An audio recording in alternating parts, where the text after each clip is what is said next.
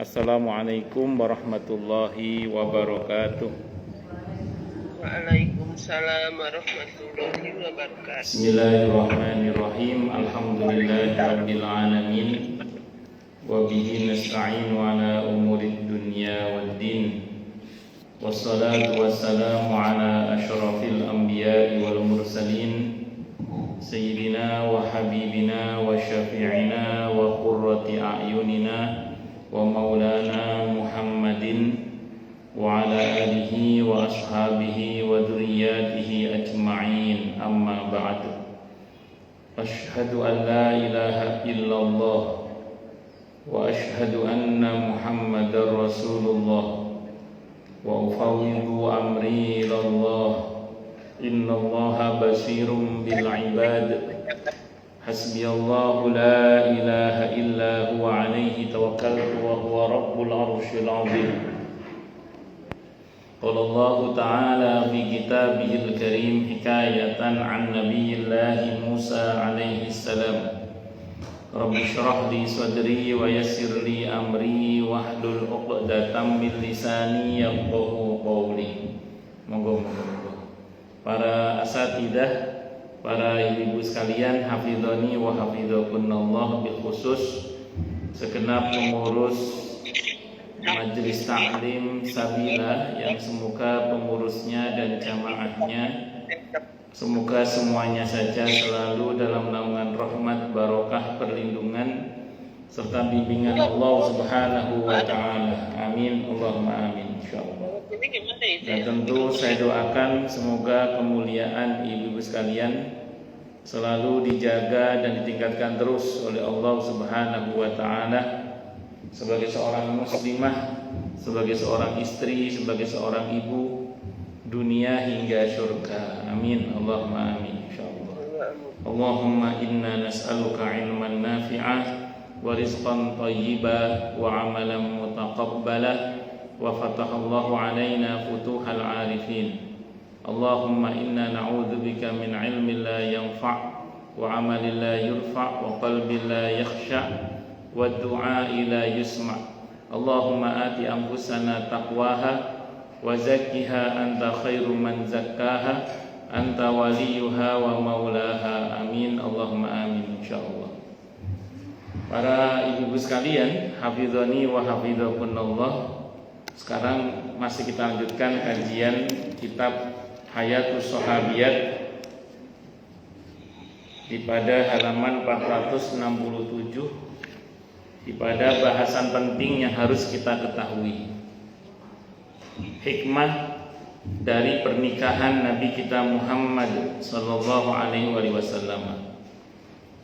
Mayoritas orientalis dan penyebar fitnah di seputar pernikahan Nabi Muhammad sallallahu alaihi wasallam menyangka bahwa mereka mendapatkan kesempatan untuk menebar racun dan melampiaskan kedengkian mereka terhadap Rasulullah Muhammad sallallahu alaihi wasallam serta memunculkan benih keraguan-raguan pada hati para pengikut beliau terhadap keagungan pribadi beliau. Jadi kalau lihat dari kehidupan pernikahan Nabi, itu sebagian orang yang tidak suka dengan Islam itu dipakai sebagai senjata oleh mereka untuk menyerang kehidupan pribadi Nabi Muhammad sallallahu alaihi wasallam. Tentu kehidupan Nabi tidak ada buruknya. Kalaupun ada buruknya bukan ada, tapi diadakan itu. Jadi pada pribadi Nabi tidak ada keburukan. Karena seorang nabi itu dijamin Allah tidak mungkin salah pilih orang gitu. Karena kalau kita mengatakan di dalam diri nabi itu ada keburukan, itu sama dengan kita menyangka bahwa Allah salah pilih orang gitu. Nah, terus adapun cerita-cerita yang disalahpahami itu bukan melihat keburukan nabi, tapi menyalahpahami kebaikan nabi dan atau keburukan itu tidak ada tapi diada-adakan. Makanya saya kalau baca beberapa tulisannya kaum murtadin di sebuah website itu alhamdulillah karena kita belajar ya, jadi kita tahu perbandingan informasinya. bahwa ini tidak benar. Karena kejadian-kejadian yang tidak ada itu diada-adakan gitu. Itu seperti itu. Makanya penting kita itu belajar banyak supaya kita itu punya banyak perbandingan gitu. Nah, orang yang tidak mengerti manduk-manduk saja dikira benar itu beritanya, padahal tidak seperti yang diberitakan. Makanya orang-orang di luar Islam yang jujur melihat kehidupan Nabi kita Muhammad SAW itu justru meletakkan Nabi itu sebagai orang nomor satu yang paling sukses dan berhasil di dalam perjuangan merubah masyarakatnya. Itu seperti itu. Itu dulu siapa itu yang nulis ya seberapa tokoh itu yang nomor satu itu Nabi Muhammad SAW, padahal dia orang di luar Islam itu. Dan saya pernah baca bukunya Karen Armstrong tak sopo jenenge lali aku. Yang non muslim juga itu yang nulis tentang kehidupan Nabi Muhammad SAW itu, karena dengan kejujurannya justru dia menyampaikan keindahan kehidupan pribadi Nabi kita Muhammad Sallallahu Alaihi Wasallam. Dan catatan yang paling penting adalah di masa Nabi orang kafir, orang munafik tidak punya amunisi untuk menyerang Nabi dari sisi kehidupan berumah tangga beliau. Saya ulang ya, orang kafir, orang munafik di masa Nabi yang selalu mencari celah untuk menjatuhkan Nabi kita Muhammad SAW itu tidak punya amunisi untuk menjatuhkan Nabi dari sisi kehidupan rumah tangga beliau. Bahwa sempat terjadi ada huru hara fitnah terhadap Siti Aisyah radhiyallahu anha, tapi itu tidak menyerang pribadi Nabi. Itu menyerang pribadi Siti Aisyah radhiyallahu anha yang belakangan hari terbukti salah itu. Jadi dibuktikan langsung Allah yang mengklarifikasi kebenaran Siti Aisyah radhiyallahu anha tidak melakukan apa yang dituduhkan oleh orang-orang munafik tersebut misalnya, yang dikenal dengan istilah hadisul ifki itu seperti itu. Makanya saya ulang,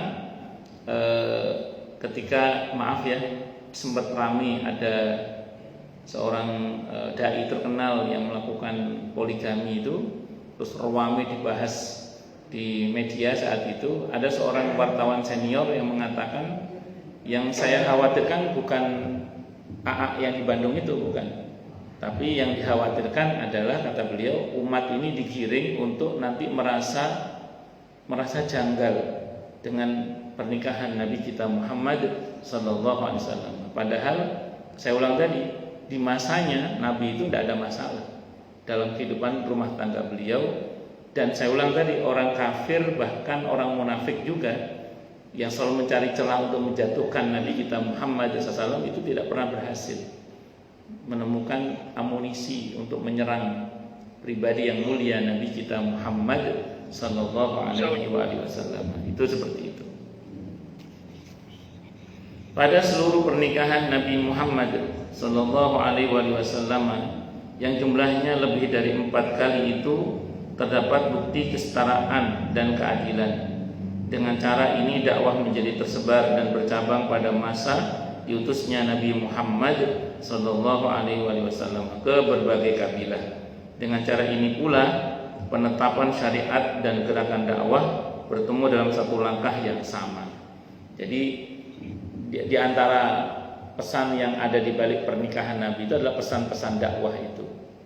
Ketika kemudian ada beberapa istri Nabi itu yang tadinya keluarganya sangat memusuhi perjuangan Nabi kita Muhammad SAW, tapi di belakang hari justru menjadi pembela-pembela Nabi kita Muhammad SAW, seperti Siti Sofiyah radhiyallahu anha misalnya itu.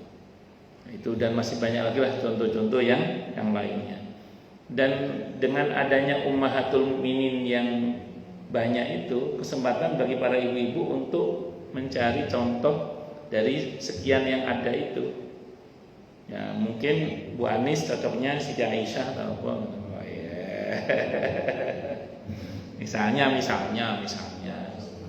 Ya, mungkin di antara jenengan ada yang cocok dengan Siti Khadijah radhiyallahu anha. Ada yang cocok kepribadiannya dengan Ummu Salamah radhiyallahu anha. Mungkin ada yang cocok dengan dan yang lain-lain kemarin, tinggal kita baca lah. Itu seperti itu. Jadi ada banyak pilihan dan itu semua adalah wanita-wanita solihah yang Al-Quran mengakui.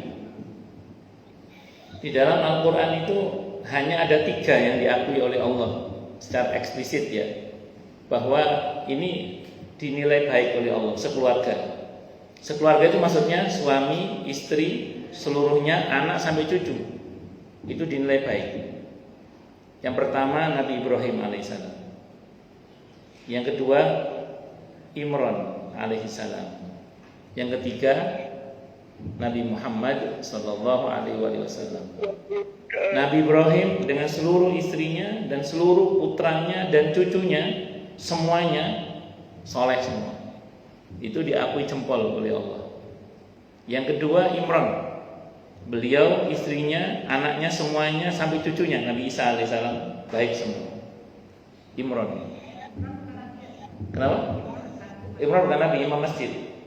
Nah, itu andaikan ada orang yang mau ngeles, itu kan Nabi. Ini ada yang bukan Nabi, imam masjid. Imran kan imam masjid. Imran itu imam masjid, ya. Imam Masjidil Aqsa. Ya kayak ada orang kerjanya tukang supir. Saya supir Pak, supir apa? Supir pesawat. Oh, pilot maksudnya. Nah, terus kemudian beliau ini yang berikutnya adalah Nabi kita Muhammad sallallahu alaihi wasallam. Yang distempel oleh Allah sebagai uswah itu dua, Nabi Ibrahim alaihissalam dan Nabi Muhammad sallallahu alaihi wasallam sebagai uswah teladan. Yang distempel oleh Allah dalam Al-Quran sebagai uswah itu dua, yaitu Nabi Ibrahim alaihissalam dan Nabi Muhammad sallallahu alaihi wasallam. Tapi kalau mau belajar keluarga yang bagaimana membina dan membentuk keluarga yang baik, itu ya belajar dari Nabi Ibrahim alaihissalam, belajar dari Imran alaihissalam, belajar dari Nabi kita Muhammad sallallahu alaihi wasallam. Tentu dalam hal ini yang kita ambil adalah terutama spiritnya, itu seperti itu. Kalau angkanya kan tidak bisa dicontoh. Nah, kayak Nabi Muhammad SAW memang diberi kelebihan oleh Allah untuk boleh lebih dari 4. Kalau suami panjenengan kan maksimal 4 kalau berani. Kalau berani terus seperti. Iya kalau berani kan. Kalau nggak berani ya iya itu seperti itu. Jadi itu ya intinya. Jadi singkat kata singkat cerita, spiritnya yang kita tangkap nih, spiritnya itu bagaimana mendidik istri, bagaimana mendidik anak-anak, bagaimana sampai cucu. Kehidupan Nabi kita Muhammad SAW itu bisa kita petakan ya. Bagaimana kehidupan beliau dengan istrinya. Dan itu sudah kita baca kemarin. Secara prinsip apa? Nabi itu terhadap istrinya tidak hanya menyayangi tapi memuliakan. Itu Nabi itu. Nanti kepada putrinya sama. Nabi itu tidak hanya menyayangi tapi memuliakan. Sikap memuliakan ini yang membuat hubungan antara suami istri itu cukup lama menghangatnya itu. Tidak membiasa. Nah, hubungan antara orang tua dan anak bisa saling menghormati itu ketika orang tua dan anak itu ada saling memuliakan di situ. Tidak hanya menyayangi tapi ada sikap saling memuliakan dalam hal ini. Nah, terus kemudian sampai ke tingkatan cucu juga begitu sama. Itu seperti itu. Makanya kalau kita belajar dari situ kita bisa mengambil pelajaran. Nah, ini yang ngomong juga masih belajar. Kita semua belajar. Belajar untuk membentuk keluarga rumah tangga yang semoga dinilai baiklah oleh Allah Subhanahu wa taala. Tapi secara prinsip dalam sistem tarbiyahnya Nabi itu adalah memanusiakan manusia dan selalu ini yang utama ya, dan ini yang dasar, selalu melibatkan Allah dalam proses tarbiyahnya itu. Nah, jadi yang kakinya kesemutan boleh selonjor Bu, monggo silakan. Yang kakinya kesemutan boleh selonjor, berdiri lompat-lompat, boleh Bu, monggo silakan selonjor boleh. Ya, saya enggak tega Ibu mukul-mukul kakinya gini. Monggo silakan selonjor, berdiri lompat-lompat juga boleh, bebas. Kalau sama saya bebas. Jadi dalam hal ini kita patut untuk belajar pertama dari memanusiakan manusia, karena jangan sampai anak-anak kita itu dengan dalih disiplin terus disiplinnya robot, jangan. Dengan dalih disiplin disiplinnya malaikat, jangan. Biarkan dia sebagai manusia dengan segala kelebihan dan kekurangannya. Jadi nggak harus selalu lurus. Kadang ada masa di mana mereka bersalah mungkin, tapi bagaimana meluruskan kesalahan itu yang patut kita ambil pelajaran dari sikap Nabi kita Muhammad Sallallahu Alaihi Wasallam. Itu seperti itu. Nah, terus selalu melibatkan Allah, jangan lupa. Karena Rabbul Alamin, pemelihara alam semesta, termasuk yang mendidik kita. Rabbul Alamin, pendidik alam semesta di antara terjemahannya itu adalah Allah. Ini saya ulang, ini semua kita belajar ya. Semua kita belajar. Kalau saya yang ngomong juga masih belajar. Itu ada beberapa orang yang mungkin mengeluhkan terhadap saya itu terkait dengan beberapa, mohon maaf ya, anak-anak mereka yang tadinya sampai dengan SD sampai SMP sampai SMA bahkan itu ya sholatnya rajin. Tapi begitu kuliah apa salah bergaul atau bagaimana tiba-tiba cenderung menjadi mending kalau ya cenderung itu menjadi agnostik, bahkan kemudian menjadi ateis. Terus ya betul, naudzubillah bisa didalik ya. Atau cenderung kecenderungannya kemudian seperti tidak menganggap agama kayak nggak penting dan seterusnya. Dan itu terjadi. Ada beberapa yang kemudian tidak sholat lagi dan seterusnya. Nah, saya mohon maaf ya, saya juga masih terus belajar karena saya pun juga harus diberi pelajaran terus, karena harus terus belajar. Di samping anak-anak saya juga harus diberi pelajaran terus. Maksudnya kita terus belajar, saling belajar. Jadi itu kalau saya perhatikan beberapa orang yang begitu itu sebagiannya itu telah pertama, sependek yang saya tahu ya, mungkin terlalu pede dengan kemampuannya dalam mendidik, terus kemudian lupa melibatkan Allah dalam mentarbiyah rohani anak-anaknya.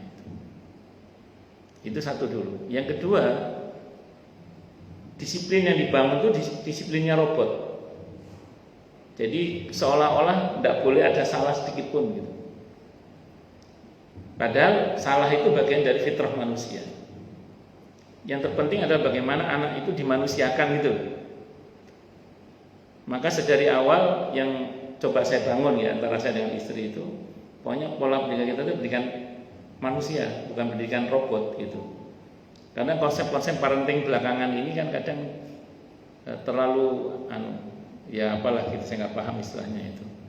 Nah, makanya kita patut untuk kritis dalam hal ini, tapi saya ulang, melibatkan Allah itu yang paling pokok sebenarnya melibatkan Allah itu dalam doa dan seterusnya. Saya itu ada saudara, lebih tepatnya saudara. Anaknya 7. Anak pertama kedua itu beliau merasa gagal. Anak pertama kedua beliau merasa gagal. Beliau itu praktisi pendidikan, ustadz, psikolog, penulis buku. Coba bayangkan, ustadz, penulis buku, terus praktisi pendidikan, psikolog. Pede kan? Pede. Ini saya berani ngomong karena beliau cerita. Pede, dengan ilmunya pede. Terus dididik lah anaknya itu dengan kepediannya itu. Tapi terus dia merasa apa? Karena dia merasa gagal dengan anak pertama kedua itu, dia gagal. Dia tuh mikir, itu kenapa saya kok gagal? Tuh. Sampai saat beliau itu qadarullah ya, ngaji tafsir Alhamdulillahi Rabbil Alamin. Nah, di situ ada pembahasan tentang Rabbul Alamin. Allah itu pemelihara, pendidik alam semesta. Di situ beliau taubat kemudian. Apa kata beliau? Selama ini saya terlalu pede dengan kemampuan saya, lupa melibatkan Allah dalam mendidik anak-anak saya. Jadi lupa dengan doa, lupa dengan membacakan suratul Fatihah untuk anak-anaknya, lupa untuk dan seterusnya. Itu seperti itu. Maka kekuatan doa dengan melibatkan Allah dalam mentarbiyah anak-anak itu jangan diremehkan.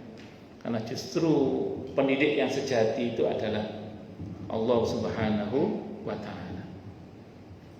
Terus peringatan untuk kita semua, termasuk untuk saya sendiri, panjenengan termasuk saya, itu jangan merasa puas jangan merasa sudah, maksud saya, hanya karena anak-anak sudah menikah.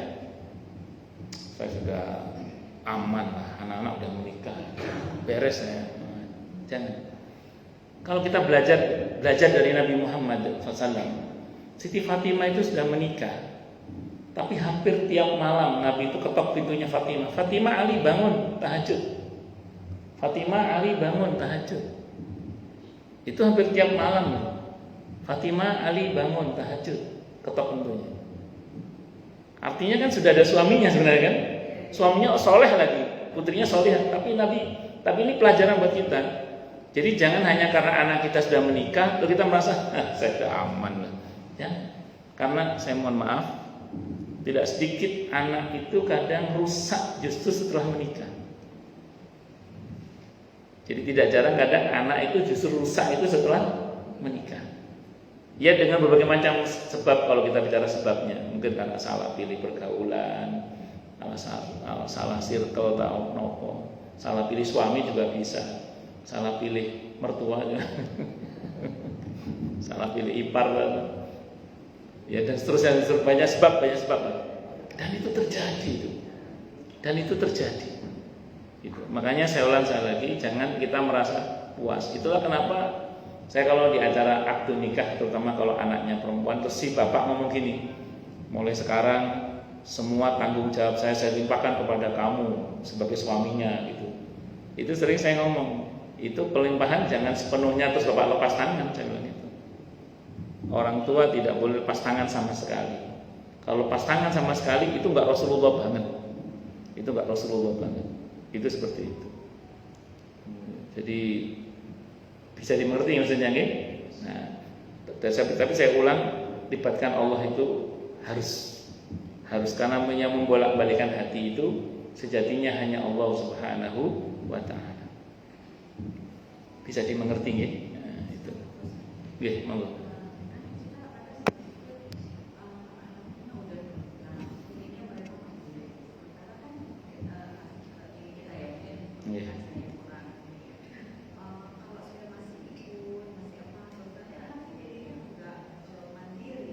Bagus. Ini perdebatan antara Pak Aswin dengan Bu Ratna barangkali.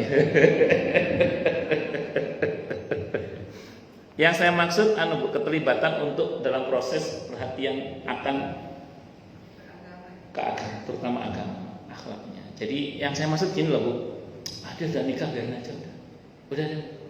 Terus kita cuek sama sekali dengan masalah misalnya ini kok kelihatannya sholatnya kok males-malesan aja, misalnya gitu. Itu jangan. Saya tuh punya jamaah itu kalau udah menjelang subuh diteleponin itu anak-anaknya itu diteleponin itu. Ayo, ini mau subuh, ada kajian subuh di masjid ini, ayo diteleponin itu. Itu maksud saya bagian tarbiyah kayak gitu itu. Ya Ibu, caranya nggak harus sama sih, nggak harus ketok pintu, ayo bangun fatur, lanjut enggak gitu. Tapi maksudnya adalah gitu perhatian gitu, mengingatkan gitu. Nah, jadi peduli gitu, jangan cuek sama sekali gitu. Enggak harus terlalu cawe-cawe juga enggak gitu. Jadi ada keterlibatan yang bagus di situ itu. Ya kadang kalau perlu membantu juga. Ibu sambil contoh gini misalnya, Siti Fatimah radhiyallahu anha, hadisnya Bukhari, datang ke Nabi kita Muhammad SAW. Saat itu Nabi nggak ada, ketemu sama Siti Aisyah radhiyallahu anha. Kata beliau, tolong sampaikan ke ayah saya bahwa putrinya butuh pembantu, capek ngurus rumah tangga. Terus ini mafhum riwayat ya. Hari itu Nabi pulang malam rupanya. Pulang malam Nabi itu. Itu kata Siti Aisyah radhiyallahu anha, ya Rasulullah, tadi putrimu Fatimah datang ke sini minta pembantu karena capek ngurus keluarga, rumah tangga. Itu Nabi nggak nunggu besok itu. Malam itu keluar beliau langsung ke rumah putrinya. Nabi itu orangnya nggak mau putrinya kepikiran sampai besok gitu. Malam itu juga langsung ke rumah putrinya. Assalamualaikum, waalaikumsalam, kata Siti Fatimah, dibuka. Ternyata ayahku, dan saat itu aku sedang satu selimut bersama dengan suamiku karena musim dingin nggak punya jaket. Rasulullah masuk ke dalam selimut itu ngobrol bertiga. Jadi Sayyidina Ali bin Abi Thalib radhiyallahu anhu, Rasulullah Muhammad SAW dan Siti Fatimah radhiyallahu anha ngobrol satu selimut bertiga. Kata Siti Fatimah, aku rasakan dinginnya kaki ayahku. Berarti sudah musim dingin itu. Kebayang Nabi mungkin nyeker itu, buru-buru. Tapi Nabi nggak terburu-buru sih, tapi hampir bergegas Nabi itu. Lihat, Nabi itu tidak berkata begini. Nabi itu, kamu kan sudah punya suami kok minta sama saya. Enggak, Nabi enggak gitu. Nabi itu, iya, kan sudah punya suami kan, kamu kok ada suami kok, enggak gitu. Nabi itu mengajarkan begini, mau enggak kamu saya beritahu sesuatu yang lebih baik daripada apa yang kamu minta. Nabi mau bilang, Bapak nggak punya pembantu, Dok, gitu. nggak bisa nolong gitu maksudnya. Cuma kalau kalimatnya begitu kan sedih nanti gitu. Nabi itu kepada putrinya pilihan katanya itu diatur, yang optimis lah. Mau nggak kalian aku beritahu yang lebih baik daripada apa yang kalian minta? Mau ya Rasulullah, mau. Kata Nabi, baca Subhanallah 33 kali, Alhamdulillah 33 kali, Allah Akbar 33 kali. Yang ke-100, la ilaha illallah wahdahu la syarikalah, lahul mulku wa lahul hamdu wa huwa ala kulli syai'in qadir. Ada riwayat yang lain 34, 33, 33, terus ada yang riwayat lain 33, 34 macam-macam. Cuman yang masyhur tadi 33, 33, 33 yang ke-100, la ilaha illallah wahdahu la syarikalah, lahul mulku wa lahul hamdu wa ala kulli syai'in qadir. Habis salat kata Nabi 5 waktu ya. Nanti mau tidur baca itu lagi. Nah, sejak itu Siti Fatimah tidak pernah kecapean lagi. Jadi ibu-ibu kalau biar nggak gampang capek, terutama saat main tenis itu, itu obatnya. Jadi bukan yang ruso-ruso itu ya juga, tapi yang utama zikir itu. Gitu. Nah, terus contoh yang lain, ketika Siti Fatimah melahirkan Sayyidina Hasan, Sayyidina Husain radhiyallahu anhuma, yang akikah siapa coba? Rasulullah Muhammad SAW. Nah, Nabi tidak semua, ayo Ali kamu kan bapaknya. Enggak, Nabi yang handle. Beliau akikah untuk cucunya. Itu seperti itu. Jadi Nabi mengintervensi itu meringankan, bukan memberatkan gitu. Itu beliau. Dan dalam batas-batas yang sewajarnya beliau ikut begitu. Itu seperti itu. Dan ketika ada pertengkaran, mungkin ibu tahu sababul wurud kenapa Sayyidina Ali itu diberi nama Abu Turab, bapaknya debu. Ketika itu ada pertengkaran kan antara Siti Fatimah radhiyallahu anha dan Sayyidina Ali bin Abi Thalib radhiyallahu anhu. Sayyidina Ali itu kalau berantem sama istrinya lari ke masjid. Jadi beliau kalau berantem sama istrinya lari ke masjid. Enggak dilatihani istrinya itu. Jadi kalau istrinya berantem sama beliau lari ke masjid. Tidak dilatihani istrinya itu. Kalau dilatihani habis itu. Nah, masjid dulu kan nggak ada karpetnya, Bu. Beliau tiduran di masjid, Nabi ngeliat menantunya tidur di masjid, pasti ada masalah lain. Disamperin, "Qum ya Abu Turab, bangun wahai bapaknya debu." Bertaburan debu kan. Ada apa? Ceritalah Sayyidina Ali. Nah, Nabi itu sebagai orang tua dan mertua yang adil. Beliau tahu yang salah putrinya. Nabi tidak secara membabi buta membela anaknya. Wah, kamu bisa suamu, enggak gitu. Karena tahu yang salah putrinya, Nabi datangi putrinya. Dan Nabi berusaha mendamaikan dan tetap menyatakan putrinya yang salah dalam hal itu. Itu seperti itu. Nah, jadi memang sepatutnya begitu kita itu. Tetap ya tentu untuk Bu Ratna dalam konteksnya Bu Ratna dengan kondisi putranya Bu Ratna juga dalam batas-batas yang bisa Bu Ratna lakukan. Tapi yang saya maksud jangan cuek sama sekali, maksud saya gitu. Jadi sebagai orang tua itu jangan cuek sama sekali.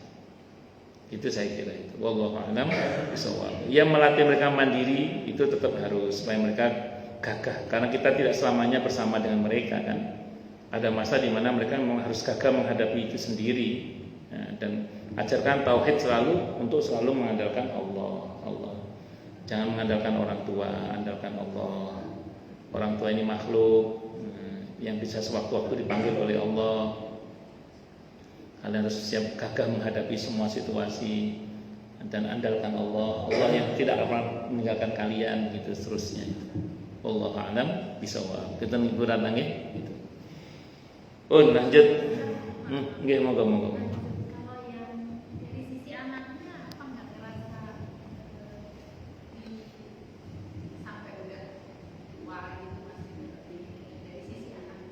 Dari sisi anaknya, kira-kira kalau ibu digitukan, ibu bagaimana?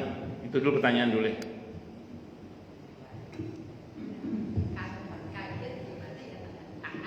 Ya. Kalau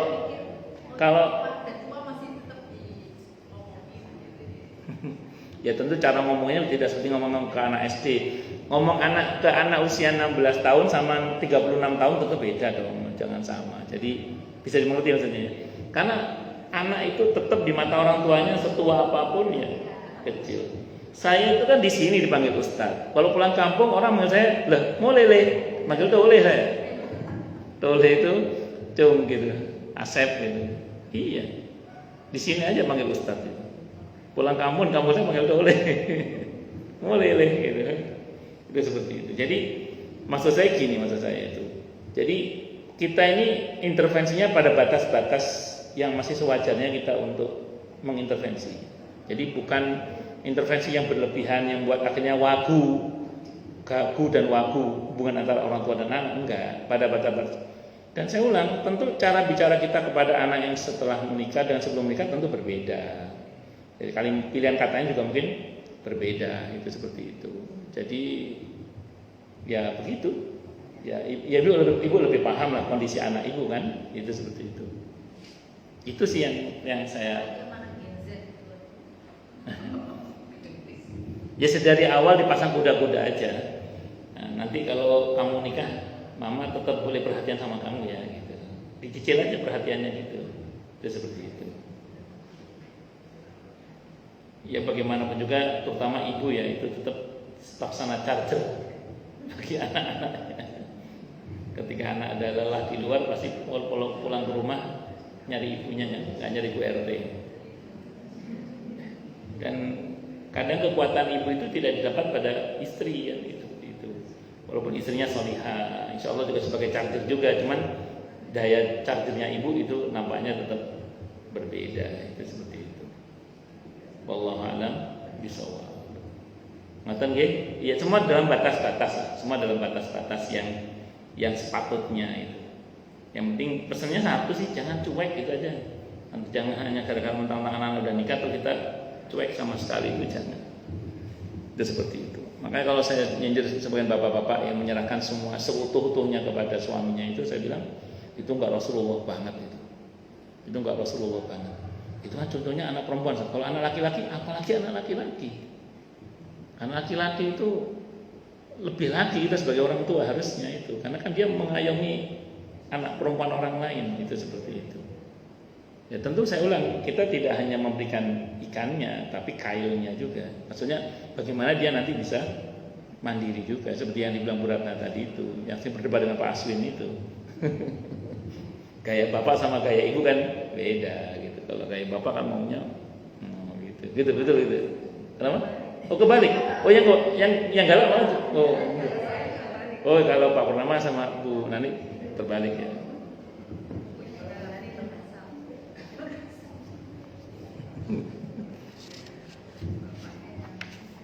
Kalau saya yang cerewet istri saya ke anak-anak itu. Ya, alhamdulillah. Saya bilang kadang kan istri kan ngomong gini, ayo sampean ngomong juga, ayo ngomong. Saya bilang nanti kalau sampean cerewet, saya cerewet juga. Terus dia kalau ada masalah larinya kemana? Saya bilang gitu. Kalau cerewet di emaknya kan dia lari ke bapaknya kan. Itu seperti itu. Tapi saya bilang enggak. Tapi tetap kalau ada hal yang tidak patut untuk dilakukan, saya tetap tegur. Saya bilang gitu. Dan itu harus tetap, walaupun doa harus kencang juga doa itu. Yang ya ini wallahu a'lam ya, masing-masing orang kan punya kondisinya yang berbeda-beda. Nah, kadang nasihat itu tidak kenanya itu di doa aja sih. Jadi nasihat gak kena, kadang kenanya di doa itu seperti itu. Pun lanjut, apalagi anaknya jauh di Argentina, di mana Bu? Di Argentina di mana? Lupa di mana? Di Argentina. Kira. Oh Spanyol. Spanyol itu Andalusia itu ya.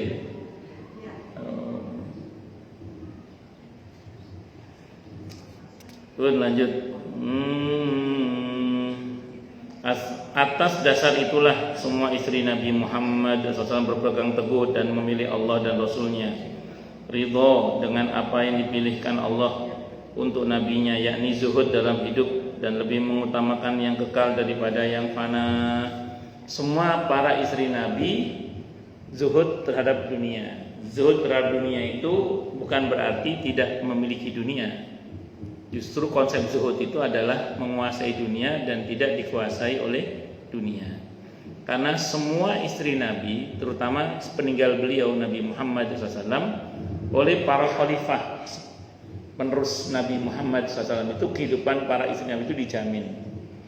Dari Abu Bakar As-Siddiq radhiyallahu an sampai Muawiyah bin Abi Sufyan radhiyallahu an sampai khalifah-khalifah setelahnya, itu kehidupan para istri Nabi itu dijamin. Artinya secara materi berkecukupan. Namun memang dasar beliau ini Masya Allah pribadi-pribadi yang mulia. Semua harta itu habis untuk dakwah, habis untuk membantu sesama dan perjuangan. Itu para istri Nabi kita Muhammad Sallallahu Alaihi Wasallam. Kita tidak harus sama persis karena memang kita tidak bisa menyamai, tapi paling enggak spiritnya yang kita contoh. Itu spiritnya yang kita contoh. Mereka memahami bahwa tiada kemuliaan yang mereka miliki walaupun mereka adalah istri Nabi kecuali dengan takwa dan amal soleh. Jadi tidak sombong hanya gara-gara menjadi istri Nabi. Karena beliau punya prinsip yang menjadikan sebab mulia bukan karena menjadi istri Nabi. Karena Nabi Lut istrinya dinyatakan oleh Allah masuk neraka. Nabi Nuh istrinya dinyatakan masuk neraka. Jadi nggak jaminan. Maka yang menjadi sebab kemuliaan adalah takwanya, itu seperti itu. Jadi beliau tidak sombong hanya gara-gara menjadi istri Nabi. Itu istri Nabi, apalagi istri ustadz, jauh. Mereka mendengar Nabi Muhammad SAW bersabda kepada putrinya Az-Zahra radhiyallahu anha, "Hai Fatimah binti Muhammad, beramallah kamu, sesungguhnya aku tidak bisa mencukupimu dari Allah sedikit pun." Walaupun putri Nabi perintahkan untuk harus beramal karena tidak cukup hanya dengan nasab. Bahkan dalam satu riwayat dikatakan kemuliaan nasab tidak bisa mengejar keutamaan amal. Jadi kemuliaan nasab itu tidak bisa mengejar keutamaan amal. Maksudnya apa? Maaf, Kan'an itu anaknya siapa? Nabi Nuh alaihissalam. Tapi kalau amalnya nggak cocok sama bapaknya, ya masuk neraka, naudzubillah min syarri dzalik. Nah, tapi dibalik sekarang, Abu Jahal itu kan orang kafir. Putranya namanya Ikrimah radhiyallahu anhu, itu sahabat Nabi, sahabat mulia, syahid beliau. Ikrimah itu radhiyallahu anhu. Abu Lahab itu ditempel masuk neraka itu. Abu Lahab itu paman Nabi. Putrinya namanya Darrah radhiyallahu anha, itu ulama besar. Walid bin Mughirah itu orang kaya yang juahati pol-polan. Tapi putranya Khalid bin Walid itu gelarnya Saifullah. Iya, walaupun nasabnya nggak karu-karuan, tapi kalau amal anaknya itu soleh, ya nggak akan terhina. Kenapa? Karena yang menentukan kemuliaan itu adalah amalnya. Makanya dalam Islam itu semua orang itu punya kesempatan untuk menjadi mulia. Karena kemuliaan tidak diukur dari nasab, tapi diukur dari ketakwaan. Inna akramakum indallahi atqakum. Maka dalam Islam itu tidak dikenal kasta, tidak dikenal istilah darah biru, darah hitam, darah coklat, darah merah. Yang ada itu semua sama di sisi Allah. Yang membedakan adalah apa tadi? Takwa. Nah, kalau yang membedakan takwa berarti semua orang punya kesempatan menjadi apa? Mulia. Itu rumusnya itu. Lanjut. Itu yang Pak Donditan yang terkenal itu, yang sering dengan izin Allah banyak orang masuk Islam melalui beliau itu kan tertarik masuk Islam diantaranya apa? Karena dalam Islam itu semua orang punya kesempatan menjadi mulia. Gara-gara beliau baca ayat tadi, inna akramakum indallahi atqakum. Nah, sementara dalam sistem sosial yang lain kan tidak bisa. Orang yang memang kastanya rendah menjadi mulia tidak bisa. Nah, sementara dalam Islam semua punya kesempatan. Dan itu dibuktikan oleh Nabi kita Muhammad sallallahu alaihi wasallam. Ada beberapa sahabat Nabi itu yang tadinya dalam strata sosialnya tidak diperhitungkan, tapi kemudian menjadi tokoh yang sangat diperhitungkan di dunia terlebih di akhirat. Siapa contohnya? Bilal bin Rabah. Itu kan tadinya budak belian, diremehkan. Tapi kita tahu di masa Nabi beliau sempat menjadi, ada yang mengatakan gubernur, ada yang menjadi semacam duta di bumi Syam beliau. Itu Bilal bin Rabah. Siapa lagi? Anas ibn Malik radhiyallahu anhu, seorang anak yatim yang karir pertamanya sebagai pembantu rumah tangganya Nabi. Itu sempat menjadi gubernur di Madinah beliau. Dan beliau menjadi pribadi yang akhirnya menjadi seorang satu ulama di kalangan para sahabat Nabi. Itu Anas ibn Malik radhiyallahu anhu. Siapa lagi? Mu'adz bin Jabal radhiyallahu anhu. Pekerja serabutan, utangnya banyak. Begitu masuk Islam, usia 17 tahun, dibesut tantangan Nabi kita Muhammad SAW dengan izin Allah menjadi hakim tinggi di Yaman. Nanti di masa Sayyidina Umar jadi gubernur di Yaman. Dalam waktu 3 tahun kemiskinan di Yaman selesai. Itu di bawah kepemimpinan Mu'adz bin Jabal radhiyallahu anhu. Seorang yang tadinya nggak diperhitungkan di strata sosial, yang pekerja serabutan, utangnya banyak, tapi dibesut tantangan Nabi kita Muhammad SAW menjadi pribadi-pribadi yang mulia. Itu seperti itu. Jadi Islam tidak mengukur kemuliaan itu dengan garis keturunan, tidak mengukur dengan harta, tapi dengan apa tadi? Takwa. Sehingga semua orang punya kesempatan menjadi mulia. Itu seperti itu. Nah, saya sering bilang ke anak-anak itu, wis kunani kuno, sudah menjadi sistem yang Allah bangun, sunnatullah, bahwa orang yang membawa ilmunya Allah, mengajarkan ilmunya Allah dengan dasar iman dan takwa itu akan menjadi mulia. Saya bilang gitu, dimanapun berada. Maka saya sering pesankan itu, jadi apapun pegang baik-baik itu, yaitu iman dan ilmu dan iman sekaligus. Itu terjemahan dari takwa itu, ilmu dan iman sekaligus kalau kita gabung jadi amalan takwa itu seperti itu. Kalau bahasa Al-Qur'annya, yarfa'illahu alladziina aamanu minkum walladziina utul 'ilma darajat. Al-Mujadilah 11 itu yang akan diangkat derajatnya oleh Allah itu adalah orang yang beriman dan berilmu sekaligus itu. Beliau selalu berada dalam keadaan sebagaimana sangkaan baik Nabi Muhammad sallallahu. Mereka selalu berada dalam keadaan sebagaimana sangkaan baik Nabi Muhammad sallallahu alaihi wasallam terhadap mereka. Beliaulah yang mendidik adab dan mengajarkan ilmu kepada mereka. Mereka mendapatkan pelita dari petunjuk, arahan dan akhlak beliau. Jadi sebagaimana sangkaan baik Nabi kepada mereka, begitulah keadaan mereka yang sesungguhnya, yaitu para istri Nabi dan putri beliau. Mereka dalam keadaan yang baik karena selalu di dalam arahan dan petunjuk Nabi Muhammad sallallahu alaihi wasallam. Maka bersyukurlah kepada Allah kalau kita sekeluarga itu menjadi pribadi-pribadi yang terus peduli untuk keselamatan diri kita dan keluarga kita, tidak hanya di dunia tapi juga di akhirat. Paling enggak peduli kita peduli jangan sampai yang selamat cuma saya gitu loh. Jadi yang selamat itu harus semuanya gitu. Pasangan saya harus selamat, anak-anak saya juga harus selamat. Syukur-syukur orang sekampung juga selamat, itu semuanya selamat gitu. Kalau bisa itu gitu. Jadi harus peduli. Kalau kita tidak bisa dengan lisan, paling enggak dengan doa. Yang kuat doanya. Karena saya sering bilang di sini kan, orang boleh capek menasihati, tapi jangan pernah capek mendoakan. Boleh capek menasihati boleh, tapi jangan pernah capek mendoakan. Doakan terus. Jangan pernah putus asa. Terus. Nabi Muhammad sallallahu alaihi wasallam menikah dengan sejumlah wanita dalam rangka memperkuat barisan muslimin, menambah kekokohan dan keluarga. Tujuan pernikahan Nabi Muhammad sallallahu alaihi wasallam dengan salah seorang di antara istri beliau adalah untuk mencondongkan hati dan untuk menjaga diri secara preventif dari beragam kejahatan. Tujuan dari pernikahan beliau yang lain adalah untuk memberi infak dan mengelola kehidupan dan untuk menetapkan sunnah di tengah-tengah muslimin, untuk melihara janda dan wanita tua yang miskin dan tersia-siakan. Walaupun prakteknya kalau untuk dalam konteks kekinian itu tidak harus selalu kalau membantu untuk dinikahi itu ya. Kalau dulu Nabi Muhammad SAW memang betul. Kalau Muhammad Bekasi belum tentu. Apalagi Muhammad Jakarta belum tentu. Itu seperti itu. Kadang modus, nah itu masalahnya itu.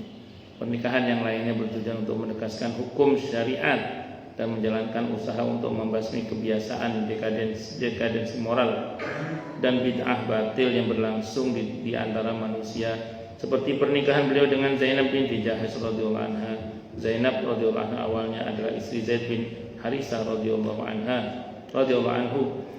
Kemudian Zaid bin Haritsah radhiyallahu anhu menceraikannya. Dahulu Zaid radhiyallahu anhu dipanggil dengan nama Zaid bin Muhammad Rasulullah SAW karena adat mengangkat anak. Istri anak angkat itu bagi masyarakat jahiliyah kedudukannya sama dengan istri anak kandung, sehingga sang bapak angkat tidak boleh menikahinya. Sesudah itu diceraikan oleh anak angkat. Islam menghapuskan adat itu.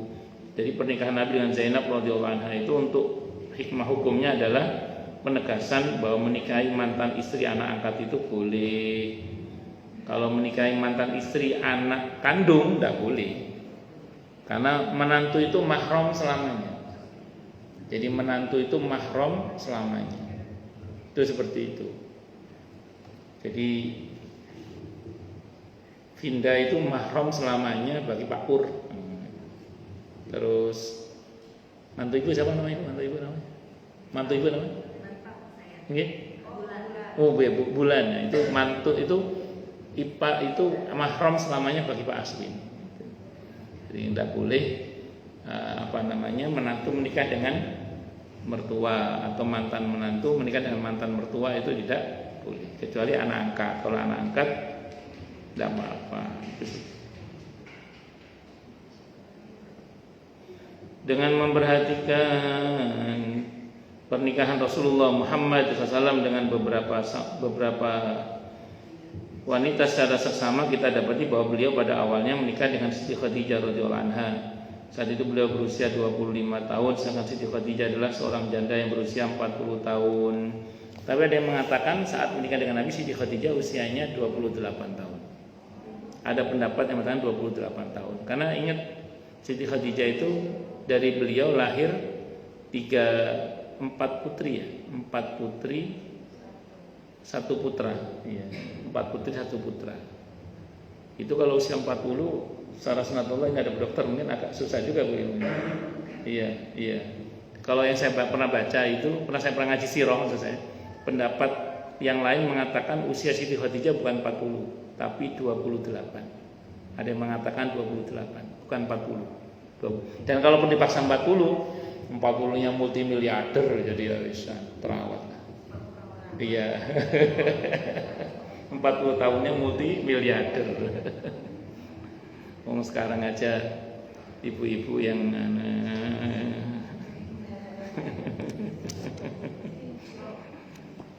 yang suntik serum serum kinclong, whitening, apalagi mandi coklat, mandi lulur, mandi lumut, mandi sumur, mandi macam-macam. Kolagen, salmon gak paham apa aku untuk estetik apa. Ini tidak apa-apa untuk membahagiakan suami, tidak apa. Baik, silakan yang mau tanya, protes, marah boleh, silakan. Monggo kalau ada yang mau nanya, protes, marah boleh. Kalau nggak ada saya teruskan lagi. Monggo. Tanya, protes, marah boleh. Jelas semua? Atau tidak jelas semua?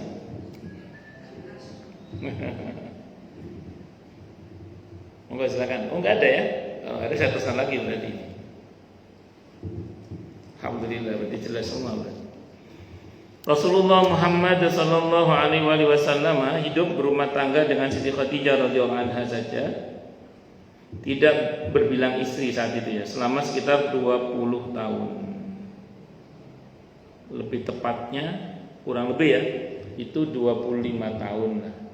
Karena Nabi kan menikah di usia 25 tahun, Terus Siti Khadijah itu wafat kira-kira di tahun ke-10 kenabian.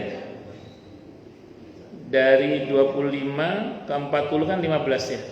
15 tambah 10 berarti 25. Berarti Nabi itu praktis dengan satu istri itu 25 tahun. Nabi itu 25 tahun. Itu dengan Siti Khadijah radhiyallahu anha. Apakah masuk akal bila seorang laki-laki menikahi wanita yang usianya mendekati 50 tahun itu karena dorongan syahwat? Pasti enggak. Padahal dirinya masih muda dan berada pada masa emas kehidupannya, beristrikan janda yang usianya lebih tua 15 tahun daripada dirinya. Artinya tuduhan bahwa Nabi itu, maaf ya, hiperseks atau apa, tuduhan-tuduhan dari orang-orang di luar Islam itu nggak benar semua, saya begitu. Karena kalau beliau begitu pasti nggak akan cari yang tua dong itu. Dan dari sekian banyak yang perawan kan cuma satu, Siti Aisyah radhiyallahu anha saja. Selanjutnya Nabi Muhammad SAW tidak menikahi dengan gadis kecuali Siti Aisyah radhiyallahu anha. Sesudah meninggalnya Siti Khadijah radhiyallahu anha, Nabi Muhammad SAW menikah dengan Saudah binti Zam'ah. Setelah Siti Khadijah wafat, beliau malah nikah dengan janda yang lebih tua lagi. Itu seperti itu.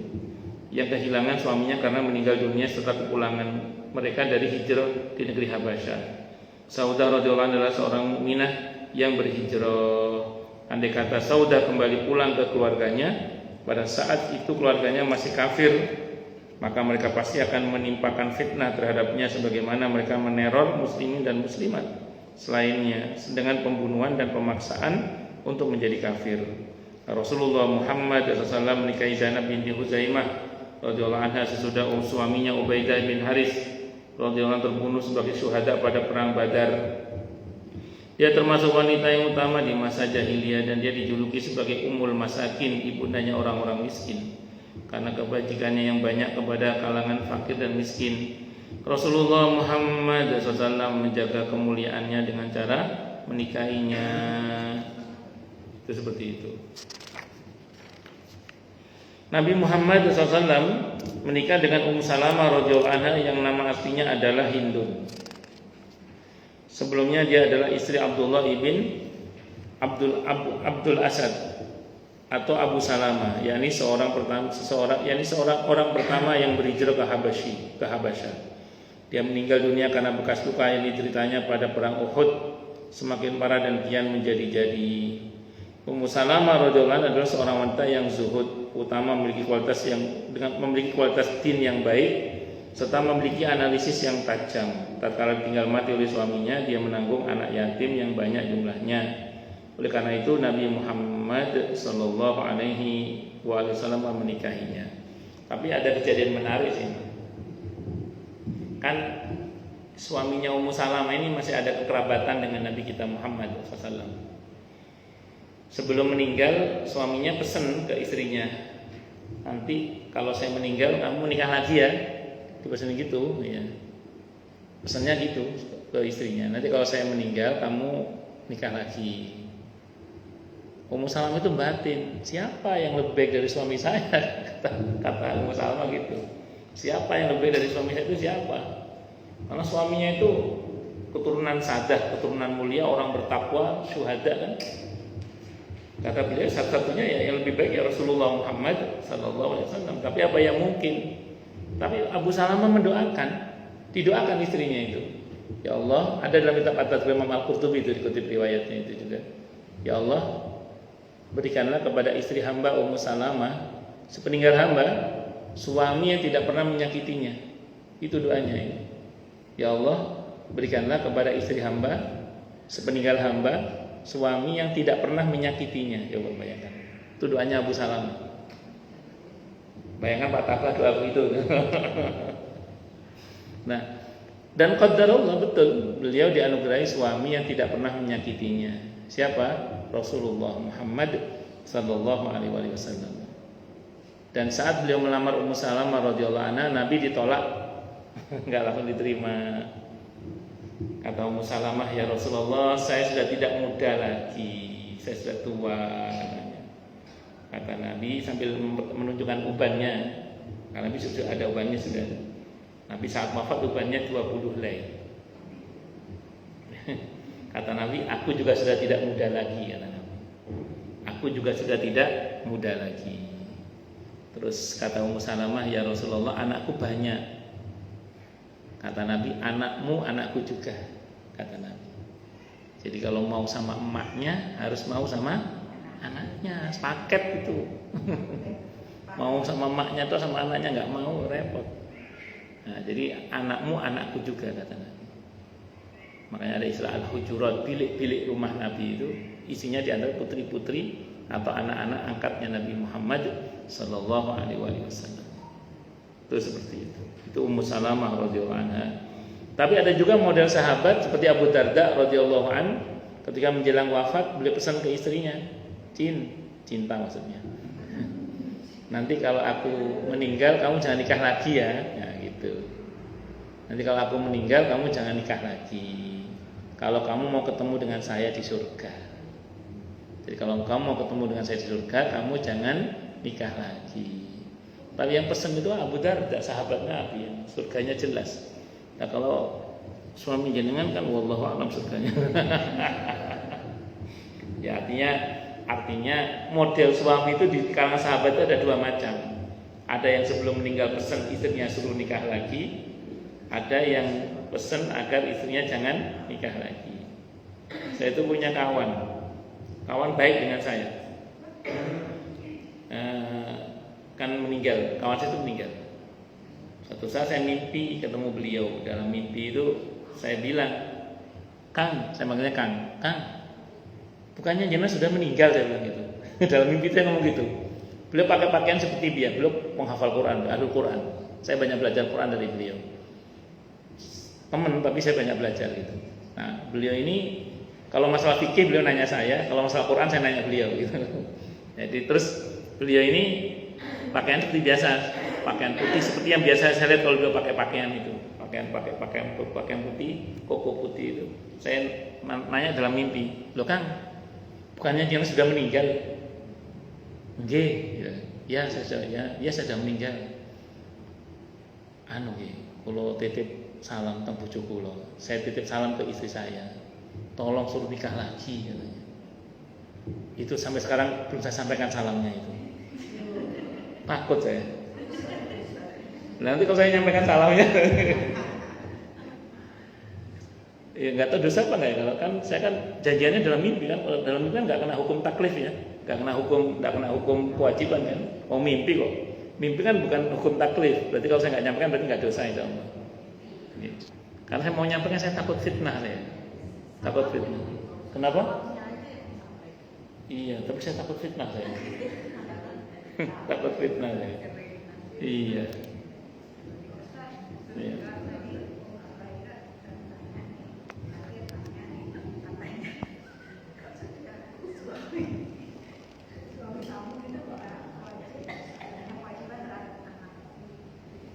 Sambung? Bapak sambung. Nah, hierarkinya gini. Kalau kita bicara hukum, Nabi itu nggak selalu pakai hukum. Nabi itu sering pakai akhlak. Ya, jadi itu pendekatannya tidak hanya hukum tapi juga akhlak gitu. Nah, hierarkinya gini. Kalau non sewu kayak Pak Taba kan sampun settle. Nah, seandainya nanti kalau hidup beda lagi kalau hidup. Kalau Pak Taba kan sampun settle. Kewajiban menafkahi putri-putrinya Pak Taba itu sebenarnya bukan pada Bu Dokter sebenarnya, tapi pada saudara-saudaranya atau kakek dari jalur Pak Taba. Kalau ada kakeknya masih ada. Kalau kakek tidak ada, berarti paman-paman laki-laki dari jalur Pak Taba sebenarnya. Tapi kan sudah bilang kan paman-pamannya ke Bu Indri, dah itu bagian kami buat ponakan semuanya. Ngomong gitu kalau nggak salah, betul? Di bab warisan itu. Ada perempuan yang ngomong gitu. Enggak semuanya berarti. Ya saya alam lah. Pokoknya harusnya itu yang bertanggung jawab menafkahi itu harusnya. Jadi larinya ke saudara laki-laki harusnya. Itu hierarkinya gitu. Tapi kan zaman sekarang siapa yang mau begitu? Makanya mau tidak mau yang banyak itu kan ibunya. Gitu. Nah kalau beliau nanti menikah, pertanyaan include mau enggak? Memang secara hierarki hukum tidak otomatis wajib karena masih ada paman-pamannya. Tapi kan Bu Indri boleh mensyaratkan Bu Ira. kalau kamu mau nikahi saya, ini anakku masih 2 ya, nah, misalnya gitu, mau nggak gitu. Kalau nggak mau ya silakan dipertimbangkan saja. Kalau Bu Indri mau ya silakan, kalau nggak mau ya sudah. Itu seperti itu. Jadi memang hierarki hukumnya tidak wajib karena ada yang lebih wajib gitu maksudnya ya. Nah, tapi kalau pakai pendekatan akhlak, tutup mata aja. Namanya saya nikahi ibunya, gimana? Namanya saya nikahi ibunya ya sudah, saya terima anak-anaknya untuk saya nafkahi juga. Itu seperti itu. Jadi ngonten pendekatan akhlak dalam hal ini. Kalau bapak kandungnya masih ada, malah itu masih kewajiban bapak kandungnya sebenarnya. Tapi kan kadang bapak kandung kalau cerai itu kadang dablek kadang. Ya ada beberapa bapak kandung itu dablek, tidak semuanya tapi beberapa. Saya itu punya jamaah. Ya saya punya jamaah. Beliau menikahi janda yang anak-anak angkatnya itu lebih dekat ke bapak angkatnya daripada ke bapak kandungnya sendiri. Malah ketika giliran kalau hari Sabtu Minggu itu atau hari-hari tertentu itu dia dikirim ke bapak kandungnya gitu. Ada hari tertentu dia bersama bapak kandungnya. Itu anak-anaknya cenderung tidak mau. Lebih senang sama bapak angkatnya daripada bapak kandungnya. Ini bukan soal kemewahan dunia ya, karena dia hanya karyawan.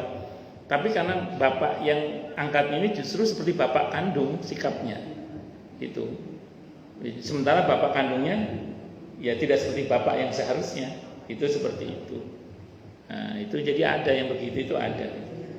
Dan dulu beliau memang punya komitmen ketika dia mendekati sang janda itu, kan duda sama janda kan, beliau bilang, saya tidak akan, monggo, saya tidak akan menikahi kamu sampai anak kamu secara alamiah memanggil saya papa. Oh gitu, dia komitmen gitu dia. Sampai anak kamu manggil saya papa. Ya selama manggil om nggak dinikahi. Qadarullah, karena saking dekatnya itu, sampai akhirnya anak itu secara alamiah, secara naluriah itu manggil ayah, papa, manggil papa. Akhirnya ya anak muda manggil papa, tak nikahi, dinikahi akhirnya itu. Itu seperti itu. Agak lebay ya.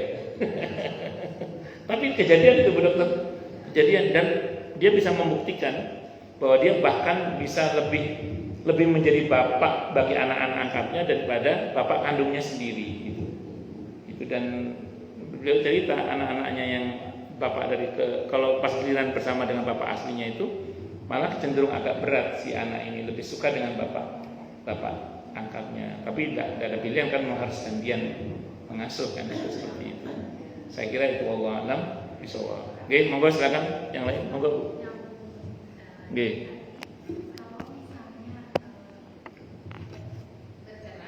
Oke.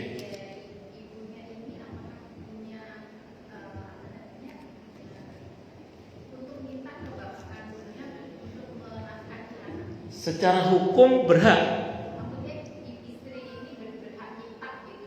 Berhak, secara hukum berhak. Bahkan kalau di pengadilan, iya berhak. Karena anak itu tidak ada mantan gitu. Kalau di pengadilan biasanya sebelum ketok palu itu ada tuntutan dari pihak istri kalau tidak ada perdamaian di antara keduanya ya soal nafkah, nuntut. Ini saya mau anak-anak selama mereka belum itu sampai dengan selesai kuliah itu per bulan dikasih itu. Saya masih ingat itu kasusnya Pasha Ungu itu. Pasha Ungu band itu saat cerai itu kan pihak istri menuntut nafkah untuk anak-anaknya itu 50 juta per bulan gitu. Saya sampaikan karena bukan rahasia, karena di media kan diberitakan itu. Dan seingat saya itu Pasha Ungu menyanggupi saat itu. Itu seperti itu. Ya sudah, kalau sanggup nggak ada masalah. Kalau sanggup, kalau nggak sanggup nego sampai deal gitu. Itu pengadilan, hakim sudah menuntut. Kalau ada tuntutan ya. Kalau nggak ada tuntutan sih nggak. Kalau ada tuntutan itu nanti masuk dalam bab hadonah itu. Masuk dalam bab hadonah, pengasuhan anak. Hak asuh jatuh pada istri misalnya gitu. Kalau hak asuh jatuh pada suami, otomatis nggak ada masalah lah. Kalau jatuh pada istri, di sini nanti kalau istri merasa tidak aman nafkah anak-anaknya, dia berhak mengajukan ke hakim. Nah, saya minta ke hakim agar anak-anak ini sampai dengan mereka usia berapa atau sampai dengan mereka bisa apa, itu tergantung nanti ada yang ditulis di atas hitam di atas putih lah. Itu baru kemudian disepakati berapa. Itu begitu yang saya tahu. Okay. kalau ada putusan hakim bisa dieksekusi paksa. Kalau ada putusan dari hakim bisa dieksekusi paksa. Kalau ada putusan dari hakim ya, misalnya. Jadi kalau misalnya si suami balelo tapi kalau suami memang betul-betul pilot, tidak mampu ya sudah nggak bisa. Itu yang saya tahu. Jadi berhak Bu. Kalau ibu nanya berhak gitu.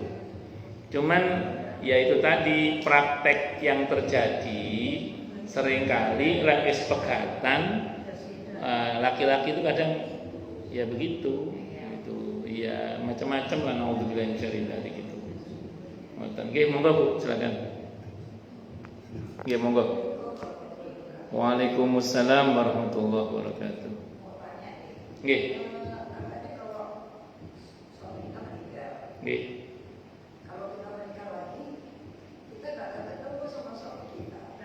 Baik. Nggih, terus.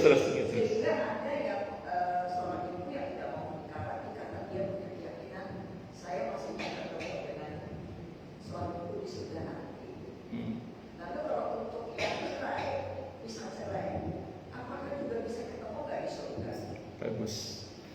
Kalau untuk cerai mati masih bisa ketemu, tapi kalau cerai hidup tidak bisa, karena sudah putus sejak di dunia.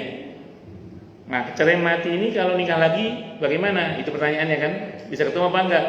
Dalam kitab At-Tadhkirah Imam Al-Qurtubi yang kita bahas itu, yang ibu udah lupa semua itu, nah itu di situ disebutkan, dibahas. Kalau ada seorang suami meninggal dunia, terus istrinya menikah lagi, nanti kalau semuanya masuk surga ya, si istri dipersilakan memilih, kata Nabi. Apakah mau dengan suami pertama atau dengan suami yang kedua atau yang ketiga? Kalau memang tiga suaminya. Kok bisa gitu? Saya punya jamaah orang Perumnas 3 itu sekarang suami yang ketiga. Suami pertama meninggal, kedua meninggal, sekarang suami yang ketiga. Serem juga ya, meninggal. Sekarang suami yang ketiga. Kata beliau, nanti saya dengan suami yang mana Ustaz? Saya jawab versi Nabi, dengan yang paling baik kepada ibu. Di hadis yang lain, dengan yang paling ibu cintai. Sependek yang saya tahu, biasanya yang paling baik, yang paling dicintai biasanya kan. Nah, itu. Jadi nggak usah dipertentangkan. Jadi intinya suruh milih nanti. Nah, terus ibu itu nanya ke saya, boleh nggak tiga-tiganya Ustaz? Perempuan itu gitu ya. Saya bilang sama beliau, nanti ibu nanya sama yang punya surga aja deh, jangan sama saya deh. Kenapa Bu?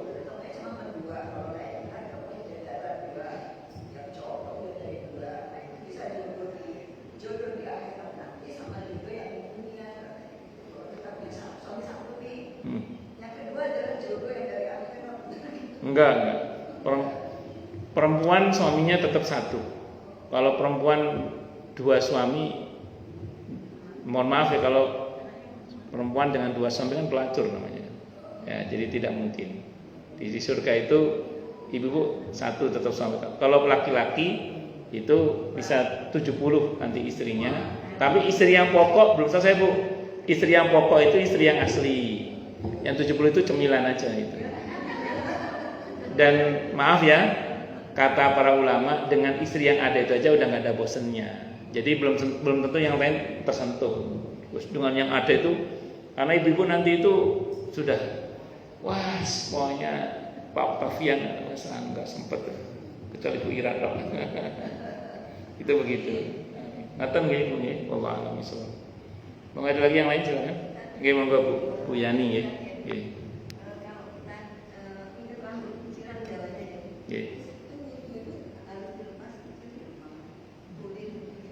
Baik. Siti Aisyah radhiyallahu anha itu rambutnya diikat. Suatu saat ada orang nanya ke beliau, "Ya Siti Aisyah, ya Ummul Mukminin, kata Abdullah bin Umar, kalau mandi besar, saya mau mandi besar dulu, itu rambut yang dikuncir itu suruh dibuka semua." Kata Siti Aisyah apa? Copot aja kepalanya sekalian, kata Siti Aisyah itu. Aku, kata Siti Aisyah, aku ikat rambutku di masa Nabi Muhammad SAW. Ketika aku mandi besar bahkan, itu tidak aku lepas kunciran. Itu nggak ada masalah. Yang penting kan dirata-ratakan aja. Nah, itu mandi besar padahal itu. Yang notabene harus merata ke seluruh tubuh kan. Apalagi ini wudu yang cukup sebagian saja ya. Jadi kalau ibu lagi dikuncir, wudu tidak harus dilepas kunciran rambutnya. Itu yang saya pahami dalam fikih sunnah saya baca itu. Wallahu a'lam bishawab. Gimana Bu?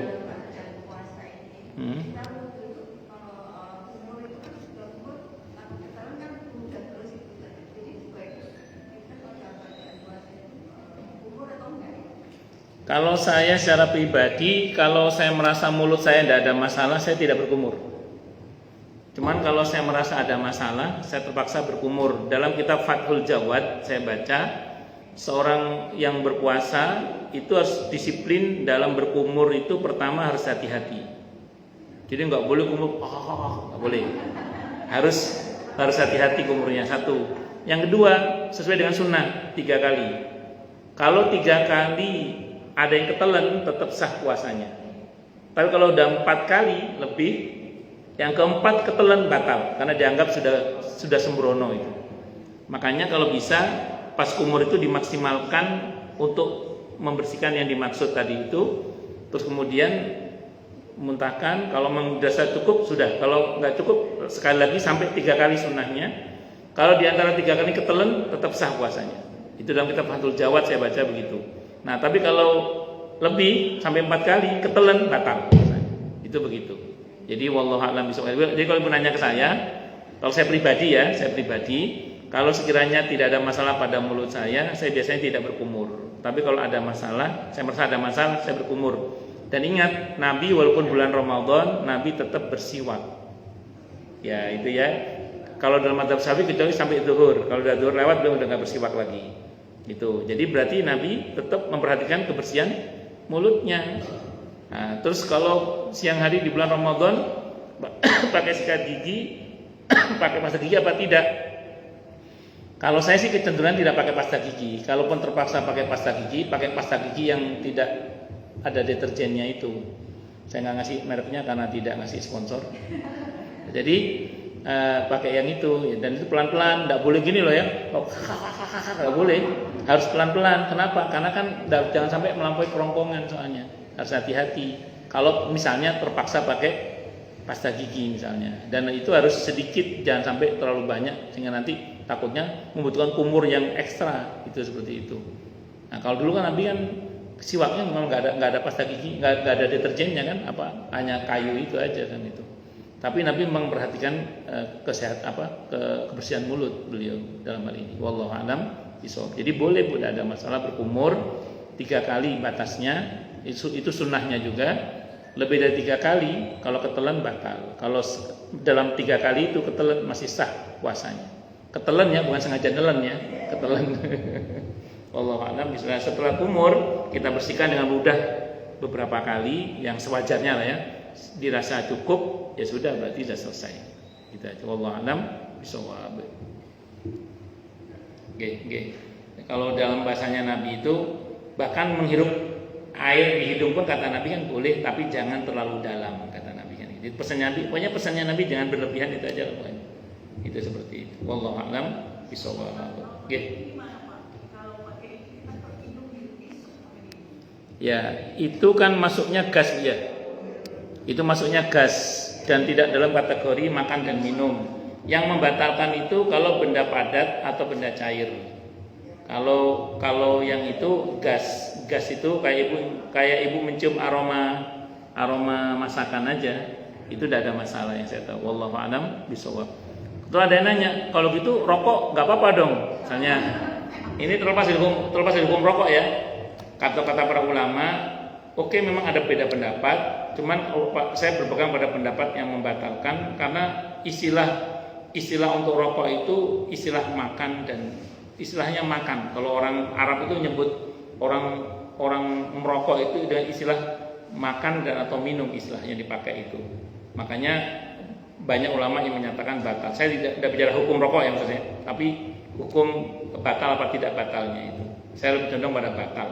Lagi pula kan puasa itu menahan diri dari hal-hal yang menurutkan hawa nafsu itu, karena rokok itu kan bagian dari hawa nafsu.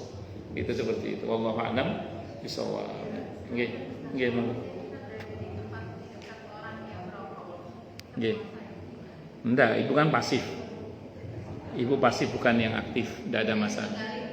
Iya, ya kita hindari ya. Kita hindari ya. Oke, ada lagi? Oke, monggo. Mau. Ulama klasik, ulama fikih klasik menyatakan bahwa tetes mata itu tidak batal. Karena yang membatalkan itu kalau kita dengan sengaja memasukkan benda padat atau benda cair ke 5 lubang. Hidung, telinga, mulut, kemaluan sama tubur 5. Batasannya kalau hidung sampai batang hidung sini. Jadi kalau kita pakai kelingking, kita masukkan tek mentok sampai situ masih boleh dimasukkan. Tapi kalau sampai terlalu dalam bisa batal. Itu kalau hidung. Kalau mulut sampai kerongkongan. Makanya berkumur jangan begini, nggak boleh. Berkumurnya biasa aja gitu. Nah, terus kuping juga sama. Batasannya adalah ini, mentok tek terlalu dalam nggak boleh. Kalau di fikih ya, di fikih gitu. Terus kemaluan sebatas pada yang di bagian luar, nggak boleh terlalu dalam. Maka endoskopi atau apa namanya itu, memasukkan kamera ke dalam kemaluan, apa namanya? Yaitu apa namanya itu tidak boleh. Termasuk masukkan dulu kolak kalau ke anus itu juga nggak boleh. Karena itu udah masuk ke dalam namanya. Tapi kalau cebok biasa nggak ada masalah. Nah itu satu dulu. Nah ulama klasik mengatakan mata tidak termasuk, maka dikatakan bahwa mata itu tidak membatalkan puasa. Itu ulama klasik. Ulama kontemporer menemukan bahwa ini ada dokter, saya nggak tahu betul apa tidak, ada saraf yang menghubungkan antara mata dengan sini katanya Bu. Apa gimana saya apa? Apa Bu? Oh itu ya, ulama kontemporer menyatakan batal. Ulama kontemporer itu, tapi beda pendapat sih memang, beda pendapat. Nah, jadi karenanya kemudian kalau ulama kontemporer itu menyatakan batal, maka saran saya, karena ada beda pendapat ya dalam hal ini, saran saya sih ditahan sampai maghrib. Kalau terpaksa silakan dirujuk saja. Ibu mau merujuk ulama klasik apa ulama kontemporer? Saya kira itu aja sih. Wallahu a'lam bishawab. Kalau ulama kontemporer ada yang membatalkan. Oke. Berarti suntik ya. Baik, saya gini.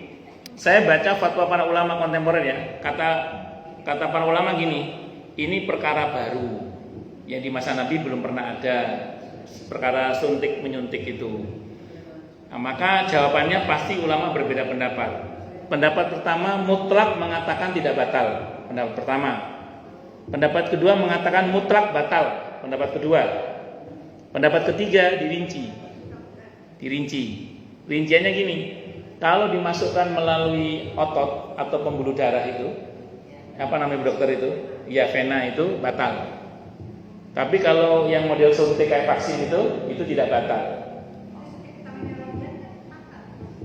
Enggak kan kayak Bu Dokter dulu kan nyuntik saya kan melalui itu batal itu. Itu rinciannya gitu. Jadi kalau melalui otot dimasukkan ke saraf otot apa Bu Dokter namanya vena. Ya, enggak yang vena ini kan ada. Oh, yang infus atau dulu Bu Dokter vitamin C yang ke saya itu kan melalui otot itu Bu Dokter. Ya vena, itu batal yang model gitu itu. Tapi kalau yang model suntik ini itu ya atau yang maaf di pantat itu enggak apa-apa kalau itu. Ya. Kenapa? Diambil darah enggak apa-apa, enggak ada masalah diambil darah. Kayak bekam kan? Kayak bekam enggak apa-apa. Ya, enggak apa-apa kalau itu. Kayak bekam kan enggak batal bekam itu. Enggak batal. Itu seperti itu. Ada rincian. Kalau Ibu nanya ke saya, saya cenderung pada pendapat begini. Kalau yang dimasukkan tuh menambah tenaga, batal. Tapi kalau jenis vaksin dan macam-macam itu tidak apa-apa insyaallah.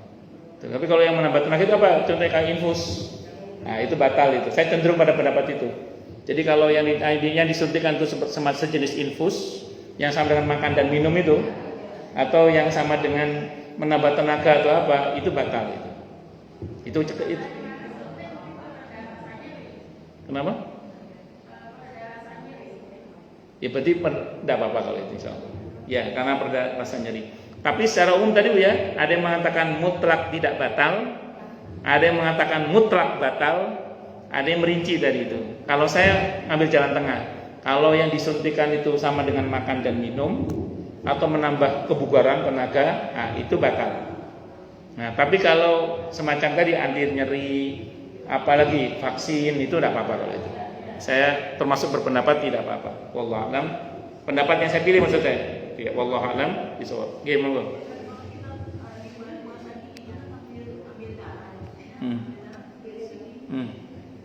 Gak apa-apa. Gak apa-apa. Itu sama dengan bekam di masa Nabi kan juga nggak ada masalah. Jadi iya, tidak ada masalah. Jadi mengeluarkan darah itu tidak termasuk membatalkan puasa. Asal ibu masih kuat ya. Kecuali ibu tiba-tiba lemes, ya berarti harus dibatalkan. Berarti bukan karena batal tapi harus dibatalkan. Iya.